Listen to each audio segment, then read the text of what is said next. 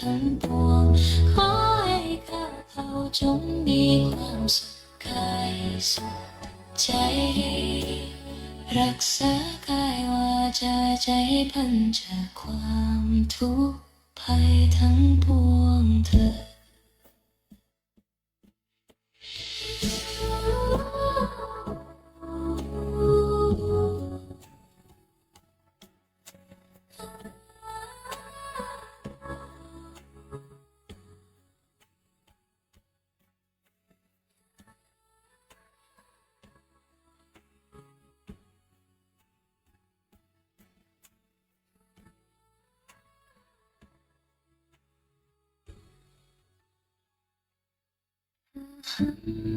สุขิโตมิอะหังนิทุกโขมิอะหังอเวโรมิอะหังอเพยปัจจโรมิสุขีอัตตานังปริหารามิขอ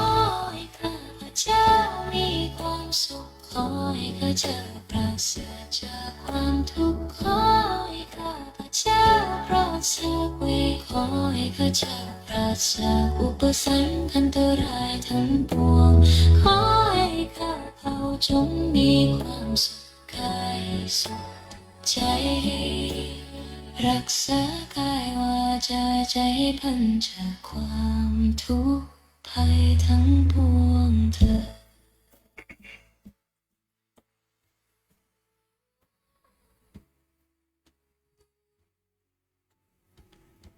อิมินาสการเรนะพุทธังอภิปูชยามิอิมินาสการเรนะธัมมังอภิปูชยามิอิมินาสการเรนะสังฆังอภิปูชยามิขอนอบน้อมบรรดาพุทธาเลิศราส่องทางนำพานำส่องทางปัญญานำพาพ้นภัยพระธรรม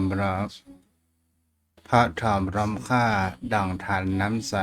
เจรมจิตใจให้คลายร้อนลนพระสงฆ์ผู้ทรงศีลธรรมมั่นคงดำรงตนตรงให้เป็นแม่งมงคลรัตนตยัสสะขอนอบน้อมแต่พระรัตนตรัยอันเป็นที่สักการะพระผู้จาที่สูงที่สุดในชีวิตของข้าพเจ้าและขอถวายความเคารพนอบน้อมไวสามายังครูบาอาจารย์พระเถรานุเถระพระภิกษุสงฆ์สามเณรพระสังฆาธิการสงฆ์สมณศักดิ์บัณฑิตนักปราชญ์ท่านผู้มีความรู้ทุกรูปทุกตนทุกองค์มาด้วยความเคารพและขอเจริญสุขเจริญพรมายังพ่อหม่อนแม่หม่อนพ่ออุ้ยแม่อุ้ยจมป่อยยมแม่พี่ป้าน้าอาท่านผู้ฟังผู้มีบุญทุกท่านที่ติดตามรับฟังธรรมะยามบ่ายทางสถานีวิทยุพระพุทธศาสนาและจริยธรรมจังหวัดเชียงใหม่96เมกะเฮิรตซ์โดยการส่งเล็งสัญญาณไปณอาคารสุเทพสุพรหมครุประชาข้างหอพญาเมืองลายใจกลางเมืองเชียงใหม่แล้วส่งขึ้นยังพระธาตุโดยสุเทพสถานีวิทยุพระพุทธศาสนานี้ดำรงคงอยู่ได้โดยการสนับสนุนของพระบรมบุญนิธิพระบรมธาตุโดยสุเทพและการอุปถัมภ์อุปถากจากพระเดชพระคุณเจ้าพระคุณพระธรรมเสนาบดีเจ้าคณะภาค7เจ้าอารามาธิปติวัดพระธาตุดอยสุเทพราชวรวิหารตลอดจนถึงการดูแลโดยแห่ง รัตนอุบาสกดร.วรบนามวงศ์พรหมผู้อำนวยการสถานีวิทยุแห่งนี้ได้รับการดูแลคอยเกาลิงและส่งสัญญาณมามีท่านพระอาจารย์เสียงนี้ก็บ่คงสามารถไปถึงยังโยมพ่อโยมแม่ทางสถานีวิทยุแฟนรายการธรรมยามบ่ายนั้นได้คือท่านพระอาจารย์พระมหาประสิทธิ์ประสาธิโกตลอดจนถึงสถานีวิทยุแห่งนี้ดำรงอยู่ได้เพราะว่าโยมพ่อโยมแม่ได้มีจิตใจแนบแน่นรักในพระพุทธศาสนาได้เฮือการทนุบำรุงอย่างสถานีวิทยุเป็นประจำปีทุกๆปีในปลายปีศรัทธาญาติโยมทั้งหลายวันนี้ก็ย่างเข้าสู่วันที่21วันอังคารวันเวลาผ่านไปแห่มบกี่วันก็เข้าใกล้เข้าวันภาษาวันพรุ่งนี้ก็เป็นวันศีลวันพระเป็นเดือน10เหนือออก8ค่ำปัจจุบันนี้ก็มาอยู่กับตนตัวอาตมภาพพระครูไพศาลสุตกรเจ้าอาวาสวัดทุ่งประเกตตำบลหนองหานอำเภอสันทรายจังหวัดเชียงใหม่ออกในนามคณะสงฆ์จังหวัดเชียงใหม่และในนามคณะสงฆ์อำเภอสันทรายโดยการมีอธิบดีสงฆ์เจ้าคณะอำเภอสันทรายพระครูโกศลธรรมวิจัยซึ่งเอาใจใส่ในการเผยแผ่พระพุทธศาสนาได้มอบหมายเก่ากระผมพระอาตมามาจ๋าจูเป็นประจำทางสถานีวิทยุแห่งนี้โยมพ่อโยมแม่ด้วยความรู้อันน้อยนิดแต่ก็ยังมีใจในการรักเผยแผ่พระพุทธศาสนาทุกสิ่งทุกอย่างคนเหล่านั้นบ่ได้เป็นมาตั้งแต่เกิดคนเหล่านั้นอยู่ที่การฝึกอยู่ที่การเอาใจใส่อยู่ที่การแห่งการศึกษาจะเป็นการค้นคว้าการประพฤติปฏิบัติการฝึกแห่งจิตใจของตนตัวของเราจนก่อให้เกิดแห่งคำว่าประสบการณ์และเกิดปัญญาเกิดขึ้นวันนี้เราก็มาเข้าสู่ในรายการช่วงแรกนี้เราก็เมื่อตะวาก็ได้ค้างว่าวิธีแก้ความโกรธแก้ความอาฆาตของในวิถีชีวิตของคนเราตามคัมภีร์แห่งเขาว่าสุทธิมรรคศรัทธาญาติโยมทั้งหลายซึ่งมีอยู่9ประการด้วยกันก็จะมาติดต่อกับโยมพ่อโยมแม่นั้นได้รับฟังกันศรัทธาญาติโยมทั้งหลายในวันนี้ที่เป็นคัมภีร์วิสุทธิมรรคมีอยู่9ขั้น9ตอนด้วยกันก่อนที่เราจะเข้าสู่ธรรมะเราก็มาเข้าสู่ธรรมะบันเทิงก่อนโยมพ่อโยมแม่ท่านผู้ฟังทั้งหลายในใกล้ช่วงเข้าพรรษานี้จะมีกุลบุตรได้ถือในการบวชในช่วงเข้าพรรษาเพื่อที่จะมาฝึกแห่งยังจิตใจเกิดแห่งความปัญญาก่อให้เกิดแห่งการฝึกสติของเรานั้นเกิดขึ้น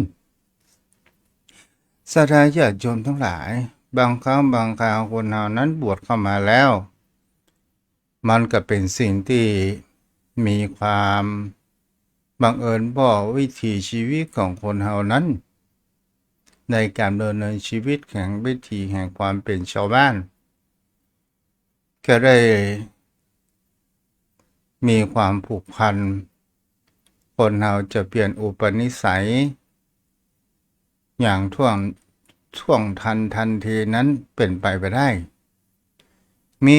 ละอ่อนเจ้าบ้านอยู่คนหนึ่งชื่อว่าป๋องสถาญาติโยมทั้งหลาย ได้เป็นลูกสถาเจ้าบ้านบังเอิญก็ได้เข้ามาบวชอยู่ในวัดอยู่ในเมือง แล้วทีนี้เนี่ยสถาญาติโยมทั้งหลายเมื่อบวชเข้ามาแล้วก็จะต้องฝึกปรือในการไหว้พระสวดมนต์ทำวัดเช้าทำวัดเย็นตลอดจนถึงการฝึกฮื้อปอนแต่ละอ่อนคนนี้ชื่อว่าป๋องเข้ามาบวชก็เป็นพระป๋อง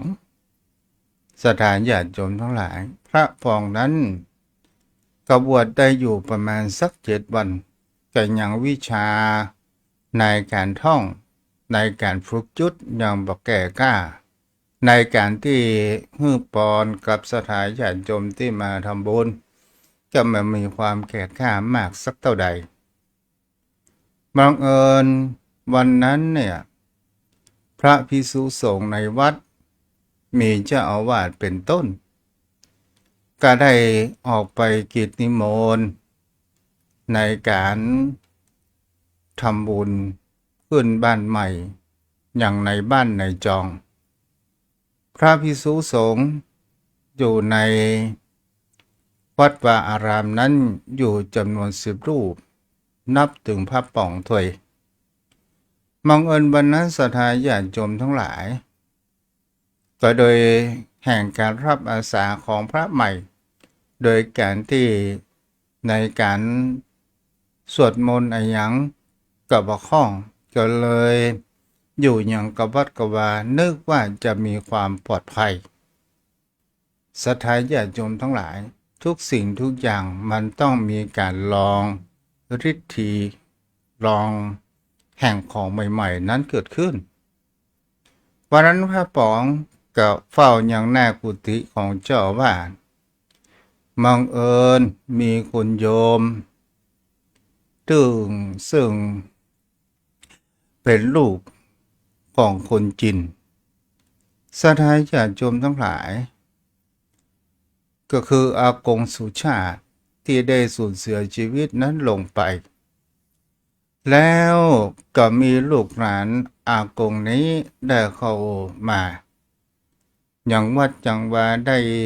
ก็คืออยู่ต่างถิ่นใกล้เข้าภาษาก็ได้หันอย่างว่าโอ้พระวัดนี้มีพระบุญดีมีพระอยู่1 รูปก็มันยังหมอว่าพระป๋องนี่บวชนานหรือว่าบวชใหม่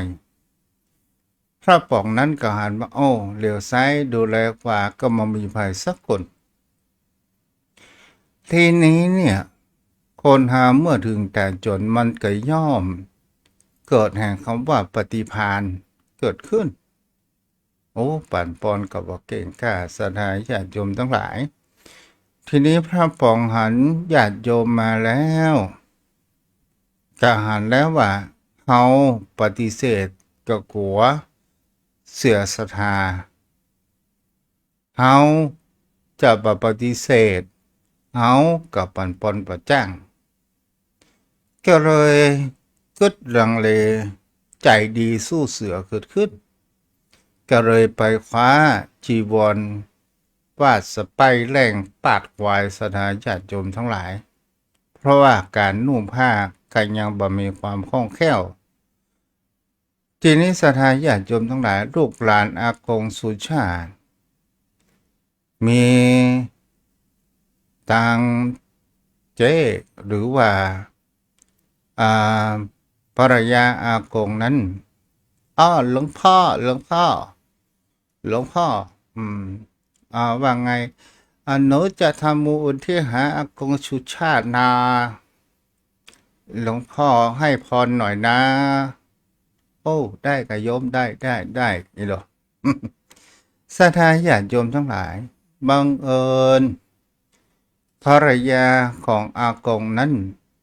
เจ๊คนนั้นก็ได้เอาปลากระป๋องมา ต่างๆนานานับดื่ม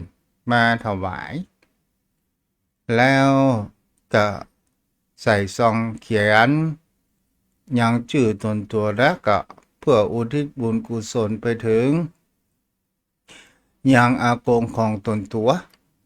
ลูกหลานศรัทธาญาติโยมทั้งหลายพระป๋องก็เป็นพระใหม่ พอจำข้าวว่าหลวงพ่อเจ้าปันปอนแต่ละครั้งก็ขึ้นว่ายะถาปริวหามันไปถึงกึ่งกลางแล้วจำต่อนั้นมาได้โอ้จะเนี้ยอย่างใดกระจายปฏิพันธ์ใหม่ที่เกิดขึ้นศรัทธาญาติโยมทั้งหลายก็เลยรากแห่งคำว่ายะถานั้นให้มันยาวๆสัก3 นาทียะถาเจ๊คนนั้นก็บอกว่าอ้าวหลวงพ่อจะเล่นเสียงอีกนานไหมโอ้ศรัทธาญาติโยมทั้งหลายพระป๋องก็ไปหันยังปากกระป๋องมาก็เลยบอกว่าอ๋อปากกระป๋องมาน้ำดื่มไปถึงอากงสุชาติในสวงสวรรค์จันฟ้านันเทินอายุวันโนสุขังคะลัง สันทายญาติโยมทั้งหลายอันนี้ก็เป็นปฏิพันธ์ไหวพริบดังคณะลูกหลานของอากงก็ว่าสาธุสาธุและก็ได้ถามว่าหลวงพ่อบุญกุศลนี้ที่หนูกระทำนี่จะถึงอากงไหมโอ้ภาพป่องกับปฏิพันธ์ได้อู้จ๋าว่าถึงกะในยุคสมัยปัจจุบันเนี่ยเป็นยุคไอทีอย่างแน่นอนบัดเดี๋ยวที่เขาส่งเปิดห้องว่าส่งไลน์ไปแล้วบนฝากฟ้าบนสวรรค์ได้รับอย่างแน่นอนส่งโดยตรงได้ถึงโดยตรงด้วยการจ่าหน้าซองเนี่ยนะศรัทธาญาติโยมนั่นแหละและก็เป็นสิ่งที่จะหันได้ว่าอ๋อนิยมก็ได้อยู่ได้ความสุขใจเกิดขึ้นเนาะอันนี้แท้ได้ยิงบุญกุศลจะถึงบ่ถึงก็ขึ้นอยู่ที่เจตนาในการทำบุญอุทิศทุกครั้งการบวชนั้นศรัทธาญาติโยมทั้งหลายบางครั้งบางคราวก็จำเป็นต้องมีพระพี่เลี้ยงแต่บังเอิญพระป๋องก็มีพระพี่เลี้ยงแต่ไปฮับตาลเดี๋ยวเนาะ อันนี้ก็เล่าสู่กันฟังให้โยมพ่อโยมแม่ได้รับฟังกันเด้อเพื่อเป็นธรรมะบันเทิง เอาละวันนี้ก็มาอยู่ในแห่งคำว่าสิ่งที่เป็นหลักธรรมสิ่งที่พระพุทธองค์นั้นได้ตรัสธรรมบอกว่าคนเฮานั้นเนี่ยจงมีแห่งคำว่าธรรมะเมตตาผมวิหารทั้งสี่มือมากๆและคนเฮาจะไปมองเพ่งโทษของบุคคลอื่นจะมองในสิ่งที่บดีของคนอื่นจงมองสิ่งดีๆที่การกระทำเพราะว่าคนเฮาเกิดมาต่างคนแตกต่างกันเกิดขึ้นบางคนกายดีวาจาบดีบางคนวาจาดีแต่ความพูดบดีบางคนกายบดีวาจาบดีแต่จิตใจกันยังมีแห่งคำว่าเมตตาธรรมเป็นบางครั้งบางคนนั้นทั้งกายก็ดีวาจาก็ดีจิตใจก็ดีจะเป็นสิ่งที่ควรเอาแบบสุดท้ายนั้นดีที่สุดต่อมารู้วิธีแห่งความดับแห่งความโกรธซึ่งอยู่ในคัมภีร์วิสุทธิมรรคซึ่งเป็นบทของว่าอยู่ในพระสูตรศรัทธาญาติโยมทั้งหลายในคัมภีร์วิสุทธิมรรค ได้เสนอแห่งคำว่าการแก้ไขแห่งความโกรธและความอาฆาตตามจริตและอุปนิสัยของคนแต่ละคน หากวิธีใดวิธีหนึ่งยังมาคลายความโกรธบ่ได้เฮาก็จงพิจารณาแห่งวิธีหนึ่งสัทธาญาติโยมทั้งหลายประการแรกนั้นถ้าคนเฮาเกิดความโกรธเมื่อคนเฮานั้นระลึกถึงคำสอนขององค์สมเด็จพระสัมมาสัมพุทธเจ้าองค์เป็นพระสัมมาสัมโพธิญาณระลึกถึงยังรักธรรมคำสอนของพุทธองค์อยู่สม่ำเสมอมาตักเตือนจิตใจของตนตัวของเฮาการโกรธนั้นและการปฏิบัติตามโอวาทของพระพุทธเจ้ามันจะระงับแห่งความโทสะโดยการที่เจริญแห่งความเมตตาศรัทธาญาติโยมทั้งหลายในสิ่งที่เป็นพุทธโอวาทของพระพุทธองค์บอกว่าการชนะคนอื่นด้วยความโกรธตอบนั้นมันเป็นการพ่ายแพ้ต่อจิตใจของตัวของเราเองเมื่อเราไปทะเลาะจะนึกว่าเรานั้นเป็นผู้ชนะแท้ที่จริงแล้วเราซ้ำจิตใจของเรานั้นเมื่อมีความแย่ลงมากกว่าเดิมแต่ถ้าว่าเราจะชนะบุคคลด้วย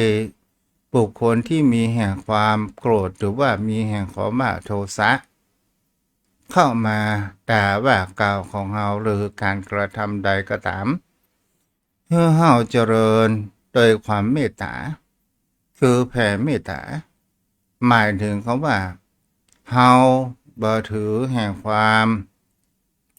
เจ้าขี้เจ้าแค้นแผ่เมตตาของเขาโดยการที่จะเป็นการสงบนิ่งหรือว่าการเดินหายหลีกเลี่ยงจากในสิ่งที่จะยั่วยุเฮาโกรธนั้นออกไปและเฮาก็จะเป็นผู้ชนะอย่างแท้จริงก็คือชนะความโกรธของตัวเฮาเองถ้าบุคคลใดมีรักธรรมขององค์สมเด็จพระสัมมาสัมพุทธเจ้าหมายถึงคำว่าธรรมที่มันจะมีประกอบ1ขันติ2ธรรมะคือความอดทนและความข่มจิตใจของตัวของเขาเองแล้วเราหลีกเลี่ยงในช่วงเวลานั้นหายไปแล้วเราบ่ต่อล้อต่อเถียงความโกรธต่อความโกรธมันบ่สามารถที่จะระงับได้ความโกรธเป็นแห่งไฟมันระงับได้ด้วยแห่งความอ่อนโยนนั้นก็คือน้ำแล้วมันก็บ่สามารถที่จะอยู่คงทนถาวรนั้นได้ความโกรธมันเป็นตัวแห่งคำว่าเวทนาทุกขเวทนาแล้วสังขารเป็นตัวปรุงแต่งบ้านนี้ก่อให้เกิดแห่งส่งไปถึงตัวสัญญาบอกว่านี่คือความโกรธมันจึงจำได้และเราจะส่งเสริมแห่งคำว่าอารมณ์นั้นหรือไม่ถ้าเราส่งเสริมก็แปลว่าเราผู้เป็นผู้แพ้แต่ถ้าว่าเราบ่ส่งเสริมเมื่อจิตใจเรานั้นไปตามแห่งอารมณ์แห่งความโกรธโดยความที่เราไปยึดถือว่าเขาด่าเราเขาว่าเราเขาเหยียดหยามเราโดยการที่เราถือว่าอารมณ์นั้นมันก็มามีความจีรังและยั่งยืนเกิดขึ้นเมื่อเราเป็นผู้สงบแล้วก็ถือว่าเรานั้นเป็นผู้ชนะศรัทธาญาติโยมทั้งหลายต่อมาหลักการวิธีที่2ถ้าประการแรกถ้าเราเลิกถึงโอวาทของพระองค์ยังมาหายบ่คายมองหาความดีของบุคคลอื่นที่เขาว่าเราเขาด่าเราเขากระทำเราเรื่องถึงคุณงามความดีที่ของเขานั้นหาคุณงามความดีของเขา เมื่อได้ถ้าหากประพบประเจอเมื่อเขาสงสารว่าเขาจะต้องได้รับผลแห่งกรรมชั่วที่เขานั้นกระทำไปก็เป็นสิ่งที่เขาสงบนิ่งก็คือข้อคิดนี้มองคุณไม่เพ่งโทษต่อมาถ้ารักการประการที่สองยังมาหายเตื้อเพื่อเขาจงเตือนตนว่าคนที่เดือดร้อนก็คือเราสันทายญาติโยมทั้งหลายเขาก็ลองดูว่า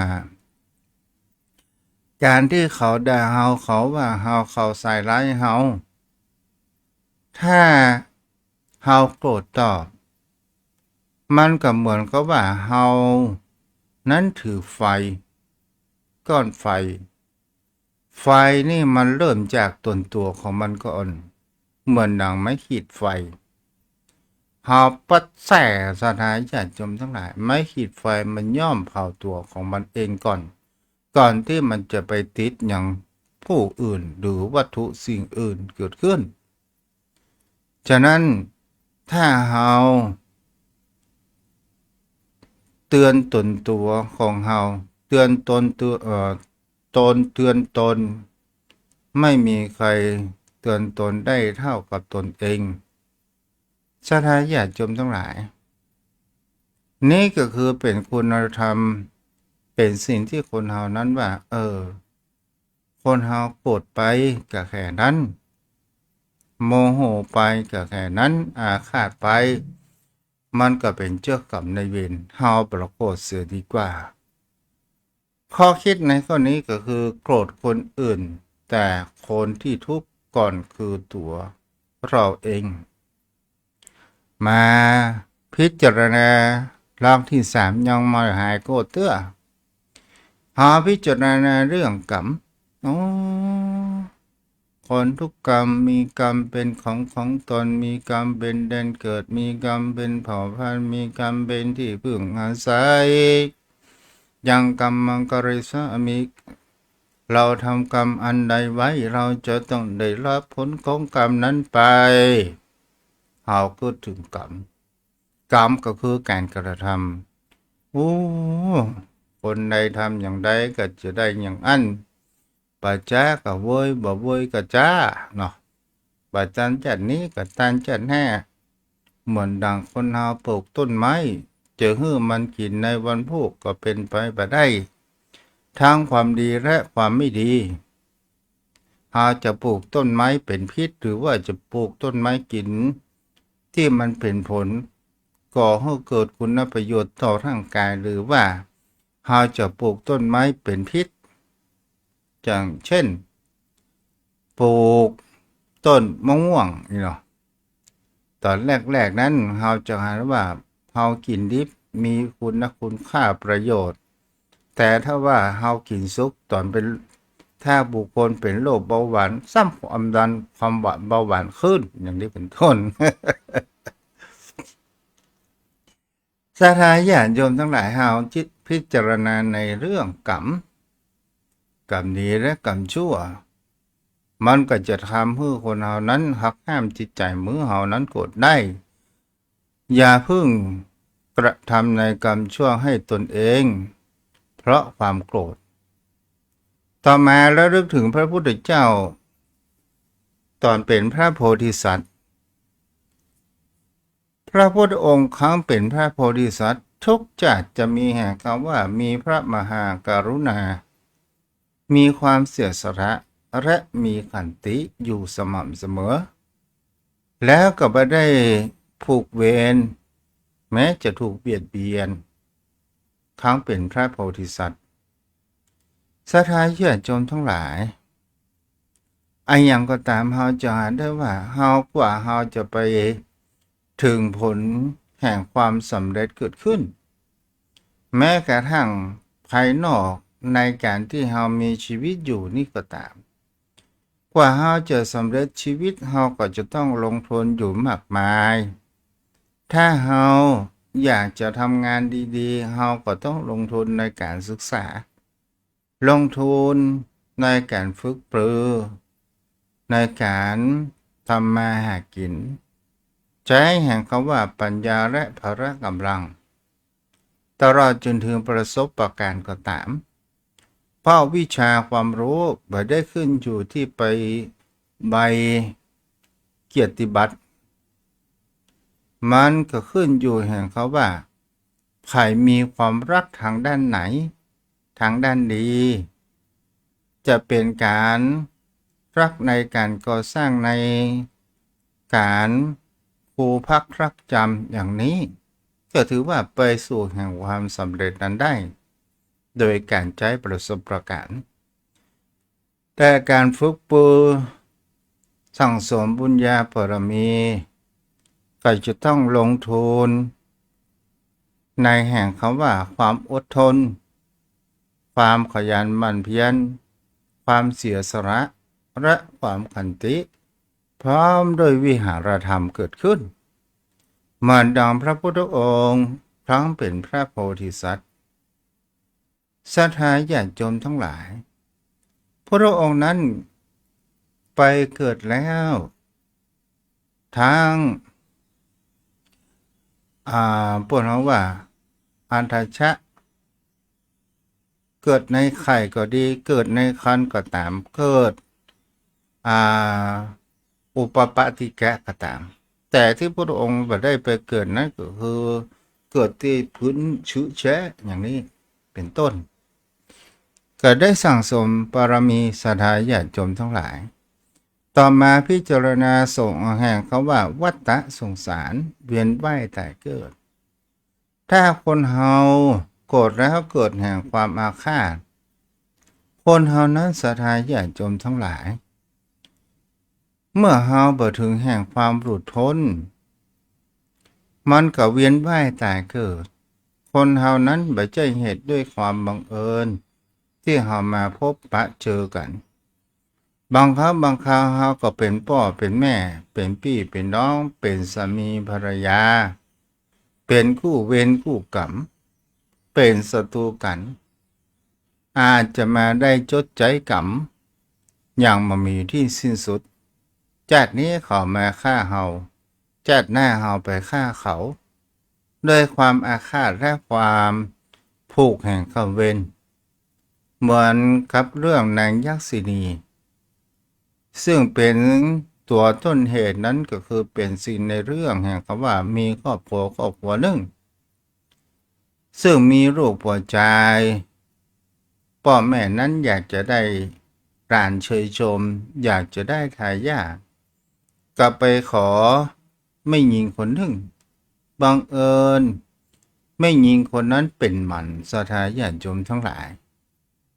เป็นมันก็หมายถึงเขาว่ามามีลูกพ่อแม่นั้นก็อยากจะได้หลาน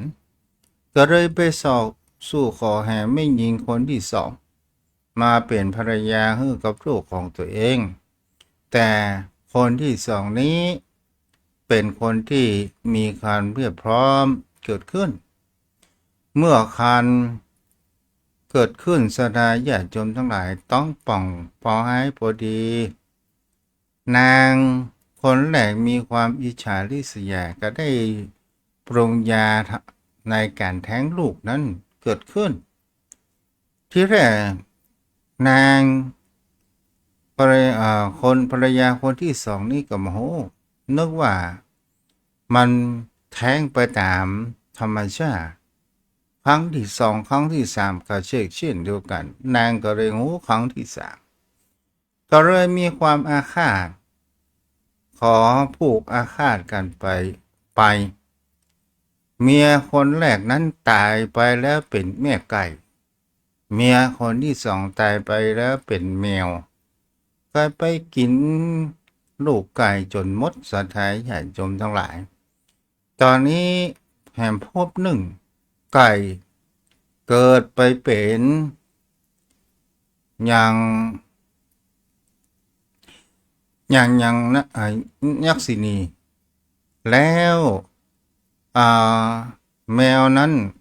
เกิดเป็นหญิงชาวบ้านกันนี้ก็ได้ผูกเวรกันไปจนในชาติสุดท้าย ก็นางยักษินีจะกินลูกของตัวเองก็ล้อนไปจนได้พบพระพุทธองค์สมณโคดมช่วยกรรมพุทธองค์นั้นก็ได้เทศนาว่าเวรระยับเวรระงับด้วยการจองเวรนั้นไม่มีที่สิ้นสุดต้องอโหสิกรรมซึ่งกันและกันต่อมาพิจารณาแห่งคำว่าภระอานิสงส์แห่งคำว่าเมตตาเป็นเครื่องค้ำจุนโรคเมตตาบุคคลที่มีเมตตารับก็เป็นสุขตื่นก็เป็นสุขปรับฝันร้ายเป็นที่รักของมนุษย์และเป็นที่รักของเทวดาจิตใจสงบง่ายในการทำสมาธิจะมามีความฟุ้งซ่านนิวรณ์เกิดขึ้นมากอันนี้ก็เป็นสิ่งที่เราจะอ่านผลดีต่อมาศรัทธาญาติโยมทั้งหลายถ้ามันยังมาหายเตื้อเราให้พิจารณาความแยกธาตุถ้าเรามองกันดีๆศรัทธาญาติโยมทั้งหลายเราหันแล้วว่าคนเราเนี่ยมันเป็นสิ่งที่มันจู่เป็นรูปเป็นร่างมาพุทธรูปทั้งสี่และมีตัวขับเคลื่อนนั้นก็คือขันธ์ทั้งห้าคนเราก็มีเพียงประการเช่นนี้เราจะเห็นได้ว่ามหาพุทธรูปก็คือเป็นฝ่ายสิ่งที่มันมีเหตุและปัจจัยเอื้อก่อให้เกิดเป็นรูปเป็นร่างเกิดขึ้นแล้วขันธ์ทั้งห้าเนี่ยซึ่งมันเป็นนามธรรมและมันเป็นตัวขับเคลื่อนเมื่อเรายังมีธาตุทั้งสี่นั้นยังบกพร่องยังมีความสมบูรณ์อยู่ศรัทธาญาติโยมทั้งหลายขันธ์ทั้งห้าฝ่ายหนึ่งนั้นเป็นรูปก็คือที่เราเรียกว่ารูปประขันธ์ก็คือฝ่ายรูปที่ดินน้ำลมไฟฝ่ายที่สองก็คือนามธรรมความรู้สึกก็ดีความจำก็ดีความปรุงแต่งก็ตามความรับรู้ก็ตามนี่เป็นฝ่ายนามธรรมโยมพ่อโยมแม่เฮาก็ลองมาดูสิ่งที่เฮาถ้าเฮาไปแยกแยะแล้วเฮาจะดูว่าที่เฮาขับเคลื่อนเนี่ยเฮาก็เหมือนกับว่ามี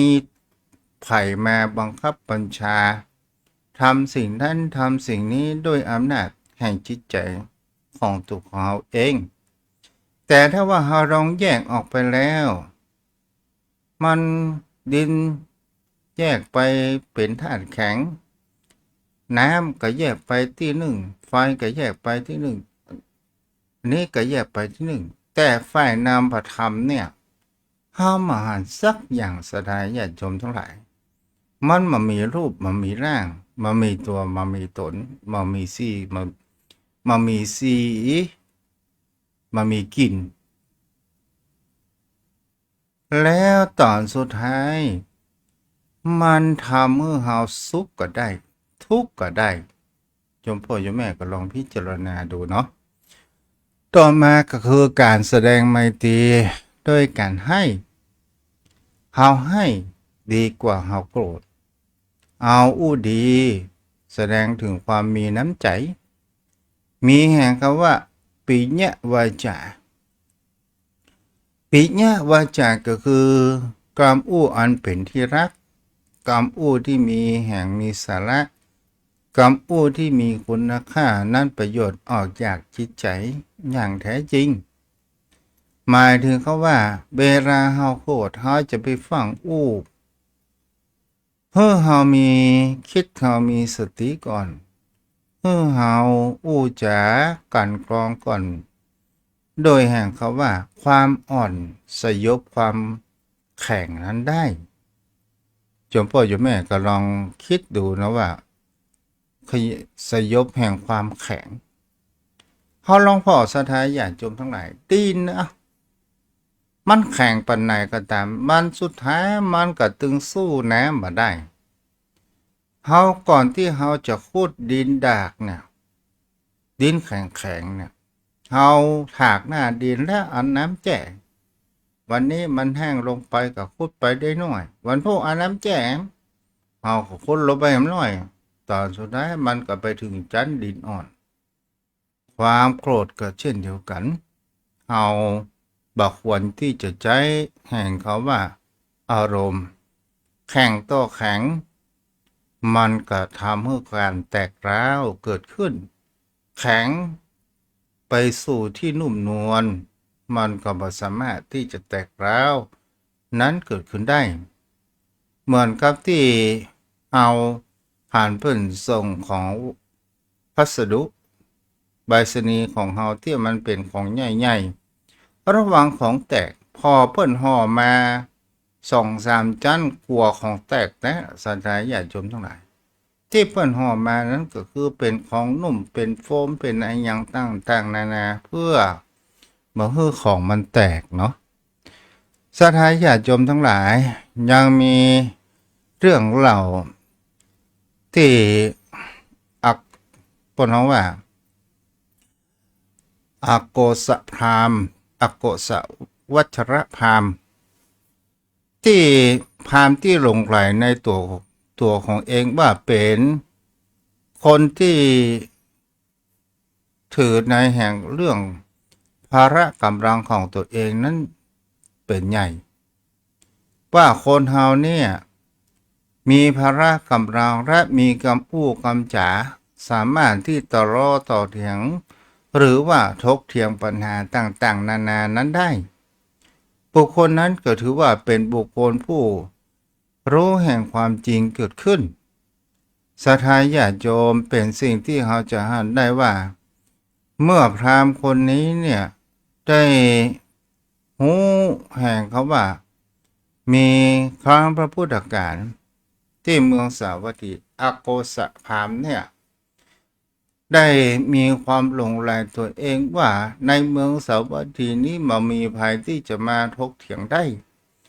และมันมีผู้ใดที่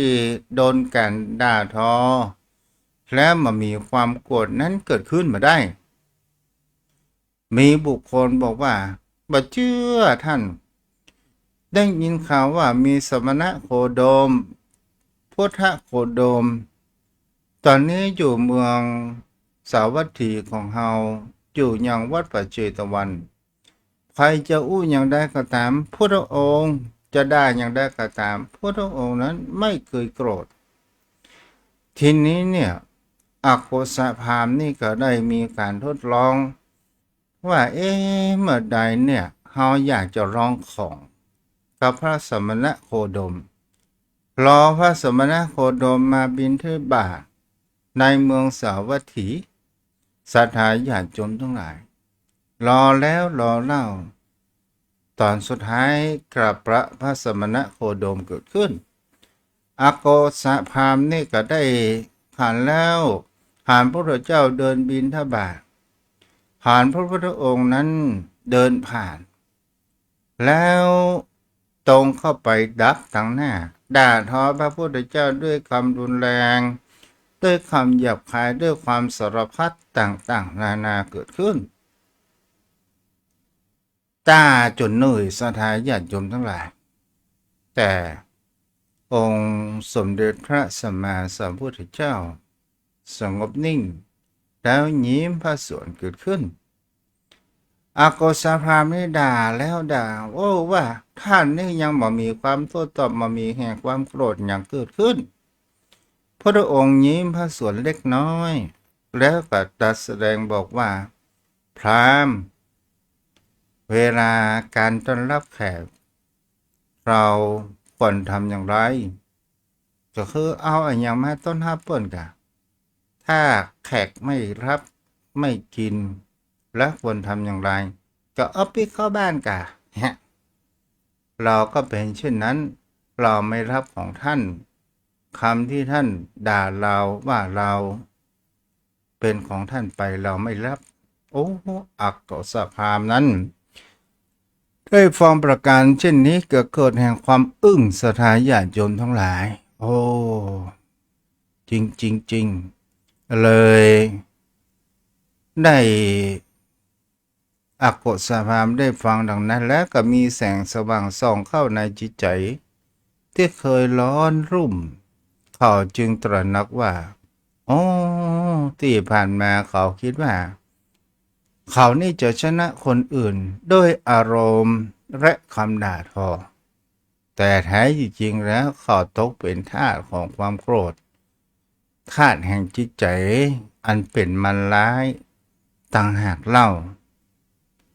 คนที่ชนะคนอื่นแต่ชนะใจตนเองบ่ได้ก็คือเป็นผู้แพ้วันนี้เอาไว้เพียงแต่อี้เนาะ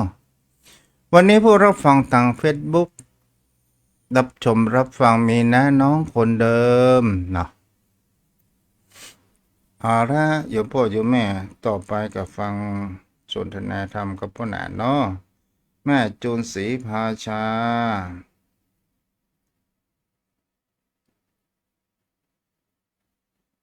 โยมพ่อโยมแม่ใกล้เข้าภาษานี้ไผจะทำบุญตานเทียนตานแสงสว่างก็เหมือนทุกเจ้าได้อู้ตวาเด้อถ้าไปตานหลอดไฟก็ฮื้อมันมีขาตัวเสียเนาะเจริญพร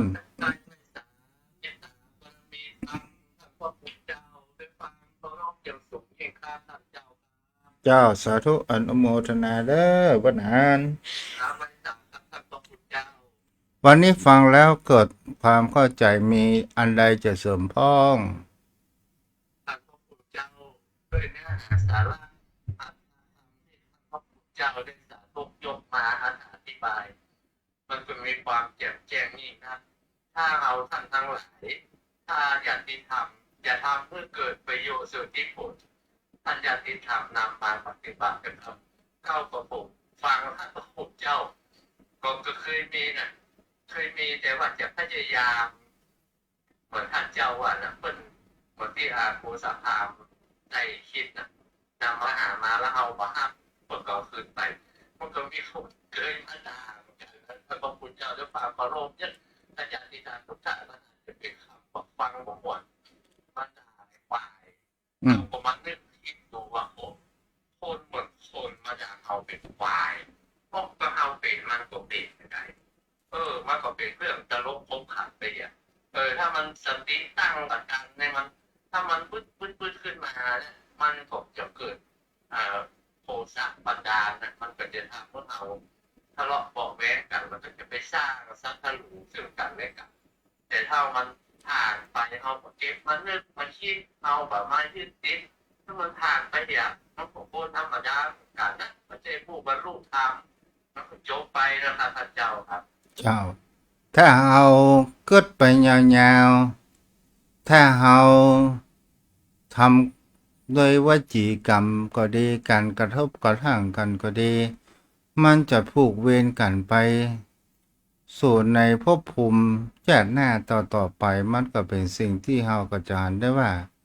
พระอัมพุทธการก็มีที่พระองค์ยกตัวอย่างขึ้นมาได้หัดแล้วและเฮาคนเฮานั้นไม่ใช่ได้พบกันบังเอิญแต่เฮาพบเพราะการกระทำของบุคคลเฮาที่เฮาถ้าเฮาพบใช้คำว่าศีลและศรัทธาเสมอกันมันก็เป็นสิ่งที่จริงถ้าเฮาเป็นคนดีเฮาได้คู่ครองที่ดีมันก็ดีไปแต่บางคนคู่ครองดีบ่ดีตัวเองดีบางเตื้อตัวเองบ่ดีคู่ครองดีมีหนอปะนั้นเจ้ากรรมนายเวรนี่นะไม่ทราบครับเจ้าเป็นอยู่พระพุทธเจ้าถ้ามันเสมอกันด้วยศีลด้วยศรัทธาด้วยจาคะและด้วยปัญญามันก็อยู่ที่การได้ปัญญาในที่นี้ก็จะเป็นเทียบเท่าปัญญาโทยาเอกโดยท่านญาติธรรมคือความรู้ความทัศนคติความเข้าใจมันพอๆกันนับรู้ได้เท่าเดียวกันเนี่ยมันคือปัญญาที่ทำให้เราด้วยกันได้มันบอกว่าบอกคงซึ่งกันและกันมาดูถูกเหยียดหยามบริเวณซึ่งกันและกันครับและเล็กๆน้อยๆก็อภัยเรื่องกันมันเอาก็อยู่ด้วยกันได้ครับก็ถือว่ามันก็ เป็นสามัญชนธรรมดาเหมือนกันนะครับก็อยู่ด้วยกันไปได้ถ้า โอ้ เราพอดกันกับตามเวรทำโมทำกันมันก็บ่ฮู้จักสุดจักเสี่ยงซาเด้อในที่ท่านเจ้าอ่ะเอามาพบบ่ปะมันบ่ได้โดยบังเอิญมันมีเหตุมีปัจจัยซึ่งกันและกันที่มันได้มาพบมาปะกันมาเป็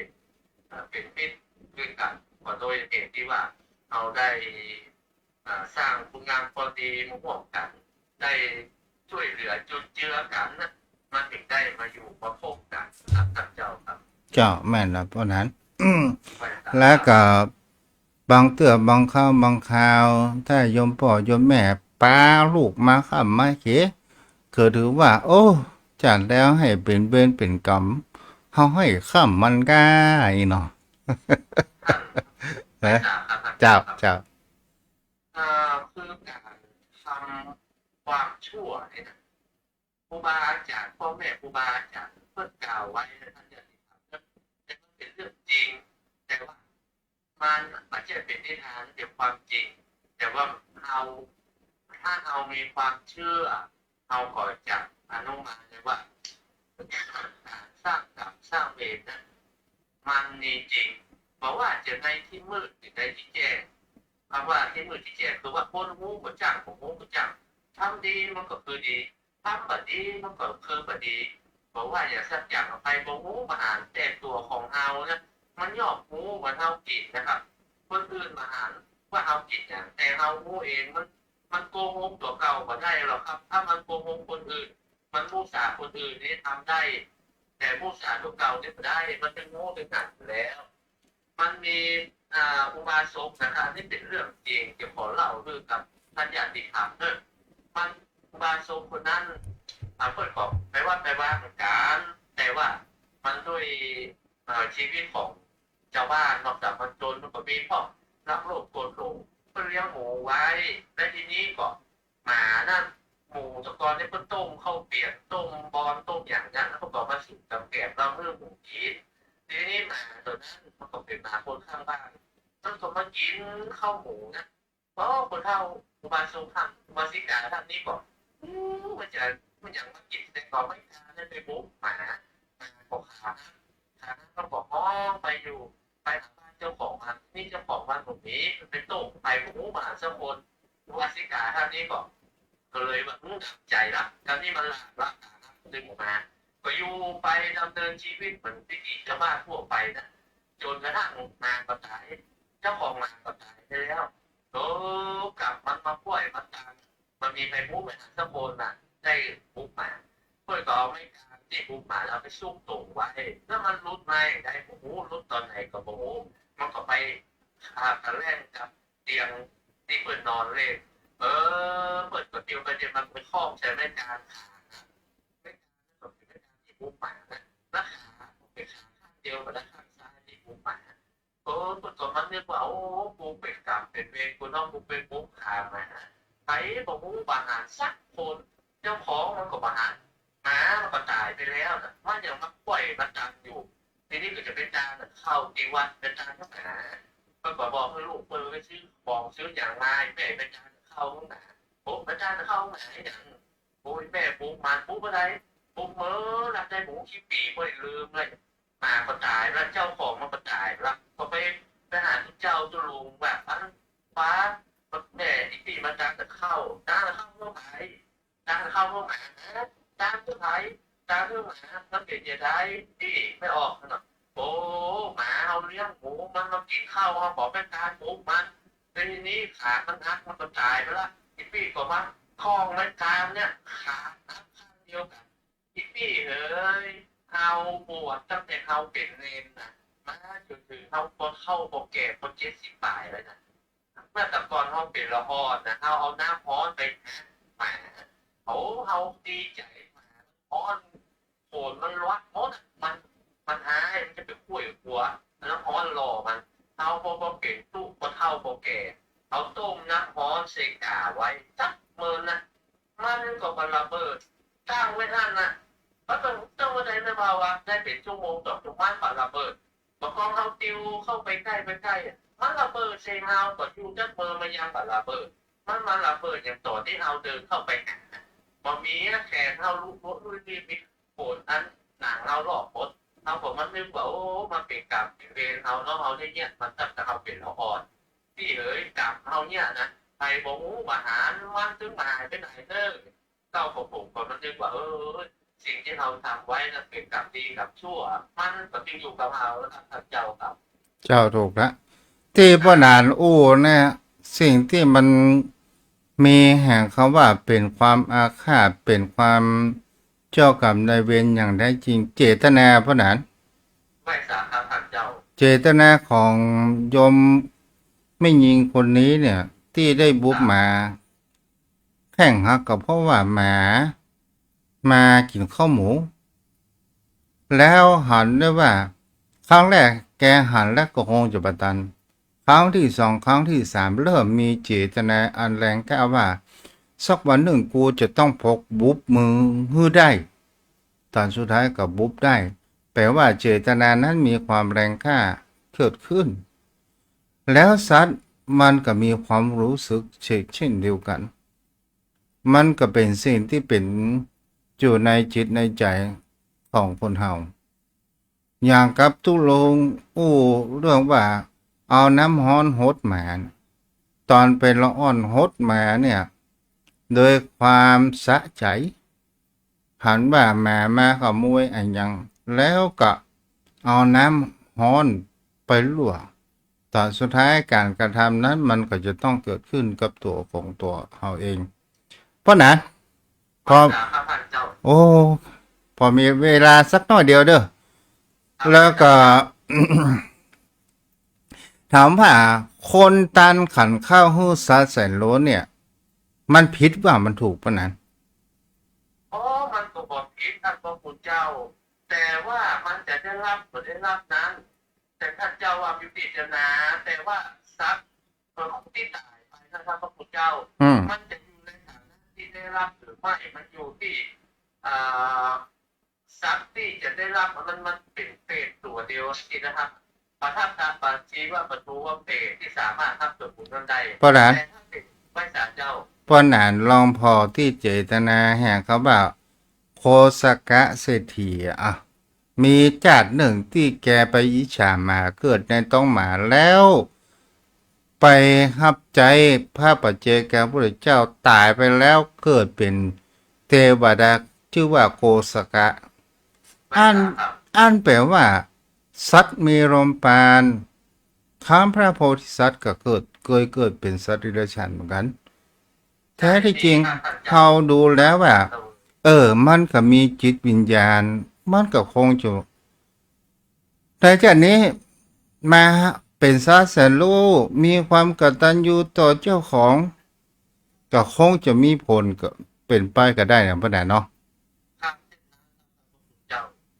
พระหมดเวลาพอดี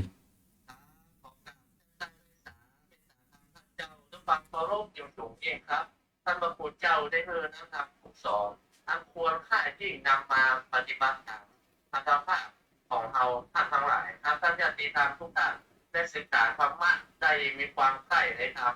ขอมีธรรมะอยู่ในจิตในใจรู้แล้วถึงนำมาเป็นสิ่งครับก็จะได้ประโยชน์สูงที่ผลเป็นอย่างยิ่งครับขอขอบพระคุณครับสวัสดีครับ อนุโมทนาเด้อเอาไว้ซะอีเด้อโยมพ่อโยมแม่ วันนี้ขออภัยไม่ได้เปิดสายสนทนาธรรมเนาะเอาละพบกันในอาทิตย์หน้าทางสถานีวิทยุแห่งนี้บุญกิมบุญตารักษายุบโนสุขังพลังเด้อ